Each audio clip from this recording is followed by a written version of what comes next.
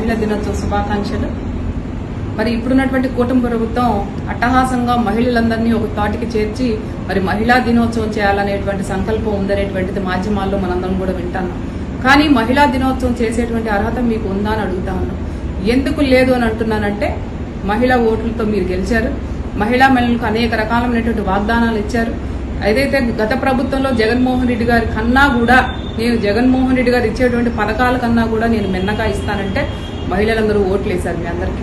కానీ ఈ రోజు చూసుకుంటే అమ్మఒడి లేదు, తల్లికి వందనం అన్నారు, దానికి తల్లికి వందనం లేదు, పిల్లలు చదువుకుంటే స్కాలర్షిప్స్ లేవు, ఫీజు రియంబర్స్మెంట్ లేదు, అలాగే వాలంటీర్లే వాడుకుని వదిలేశారు. మీరందరూ కూడా 10,000 రూపాయల ఆర్థిక సాయం మేమందరం కూడా ఎలక్షన్లు అయిపోతే మీకు చేస్తామని చెప్పారు.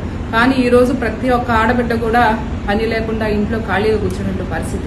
అలాగే ఆర్థికంగా ఎదగాలి మహిళ అనేటువంటి సంకల్పంతో జగన్మోహన్ రెడ్డి గారు అనేక పథకాలు ఇచ్చి మహిళలను ప్రోత్సహిస్తే మీరు ఈ రోజున ఆ ప్రోత్సాహాలన్నిటినీ కూడా కట్ చేసినటువంటి పరిస్థితి కనపడతా ఉంది. ప్రతి ఒక్క మహిళ కూడా సొంత కాళ్ల మీద నిలబడి ఎదగాలి అనేటువంటి దాని మీద అనేక పథకాలు మహిళల పేరు మీద ఇచ్చి ఆ రోజు జగన్మోహన్ రెడ్డి గారు ప్రభుత్వం నడిపిస్తే ఈ రోజు మీరు ఇచ్చిన మాటకి కూడా కట్టుబడకుండా ఏ ఒక్క పథకం కూడా అమలు చేయకుండా పరిపాలన చేసి ఇవాళ ఈ రోజున, ఎందుకంటే ఇవాళ చూసాం ఆశా వర్కర్లు, అంగన్వాడీలు, లేకపోతే శానిటేషన్ వర్కర్లు, వీళ్ళందరూ కూడా ఎవరైతే ఉన్నారో మీరు చేసేటువంటి ఇబ్బందులకి మీరు డబ్బులు ఇవ్వనటువంటి పరిస్థితికి ఈ రోజు చాలా చాలా ఇబ్బంది పడతా ఉన్నారు.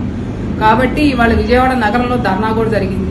ధర్నా చేస్తే ఏంటండి, వాళ్ళ ఉన్నటువంటి ఇబ్బందులను వ్యక్తపరుస్తారు, దానికి మీరు అరెస్ట్ చేయాల్సిన అవసరం లేదు. మహిళలను కూడా చూడకుండా ఈ రోజున అరెస్టులు చేస్తున్నారంటే మహిళల మీద మీకున్నటువంటి ధోరణి మీ అందరూ కూడా ఒకసారి గమనించుకోవాలి.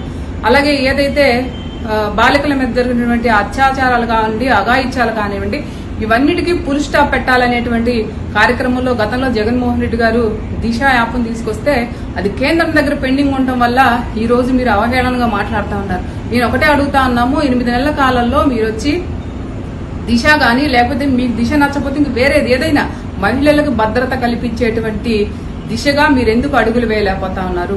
8 నెలల కాలంలో ఎంతమందికి ఎన్ని అఘాయిత్యాలు జరిగినాయి, ఎన్ని కుటుంబాల్లో ఎంత ఇబ్బందులు పడ్డారనేటువంటిది మీ అందరికీ తెలిసిన విషయమే. కానీ మీరు ఆ చట్టాన్ని ఎందుకు చేయలేకపోతున్నారని అడుగుతా ఉన్నాం. ఇంకొక విషయం సిగ్గుపడాలా, నిన్న మండలిలో వరద కళ్యాణి గారు మాట్లాడుతూ ఇట్లా మహిళా బిల్లుని మీద ఏదైనా దృష్టి పెట్టాలని అంటే మరి మనకు మహిళగా ఉన్నటువంటి హోమ్ మినిస్టర్ గారు ఒక మాటలు మాట్లాడతారు, మరి ఇంకొక మంత్రి గారు ఆ మహిళా మంత్రి గారు ఇంకొక మాటలు మాట్లాడతారు. అంటే జగన్మోహన్ రెడ్డి గారు తెచ్చిన దిశ మీకు ఇష్టం లేకపోతే వదిలేయండి. మీరు అధికారంలోకి వచ్చారు కాబట్టి మీరు కొత్త చట్టాన్ని తీసుకురండి. మహిళల మీద ఏదన్నా చెయ్యాలనేటువంటి దాని మీద ఎవరైనా తలపడితే భయపడే విధంగా చట్టాలు తీసుకురామని అడుగుతా ఉన్నాం మేము. ఎందుకంటే ప్రతి ఒక్క మహిళ కూడా ఆర్థికంగా బయటికి వెళ్లి చక్కగా తను అనుకున్నటువంటి స్థానాన్ని ఫుల్ఫిల్ గా చేసుకుని కుటుంబానికి సంతోషంగా ఉండాలనేటువంటి ధోరణిలో ప్రతి ఒక్కరు కూడా ఉండాలి. తద్వారా ఏంటంటే ఆర్థికంగా కుటుంబం ఎదుగుతుంది, ఆ మహిళ యొక్క కష్టం కూడా ఫలించిద్ది అనేటువంటి కార్యక్రమాలతో మేమందరం కూడా చెప్పదలుచుకున్నాం. కానీ ఈ రోజు ఈ కూటమి ప్రభుత్వం అలాంటి కార్యక్రమాలు ఎక్కడా కూడా చేయట్లా. ప్రతి దానికి అడుగడుగున పథకాలు ఇవ్వకుండా ఆపేసినటువంటి పరిస్థితి. కాబట్టి మీరందరూ కూడా మహిళల్ని ఎంకరేజ్ చేయండి. మహిళలకు ఇస్తానటువంటి పథకాలన్నీ కూడా తూచా తప్పకుండా మహిళలకు ఇవ్వండి. అప్పుడే వాళ్ళ ఆర్థిక ఎదుగుదల కనిపిస్తూ ఉంటుంది. స్కూల్ పిల్లల్ని కాపాడండి, అలాగే భద్రత రక్షణ కల్పించండి. అప్పుడు మహిళా దినోత్సవాలు చేయాలని కూడా ఈ సందర్భంగా తెలియజేస్తాం.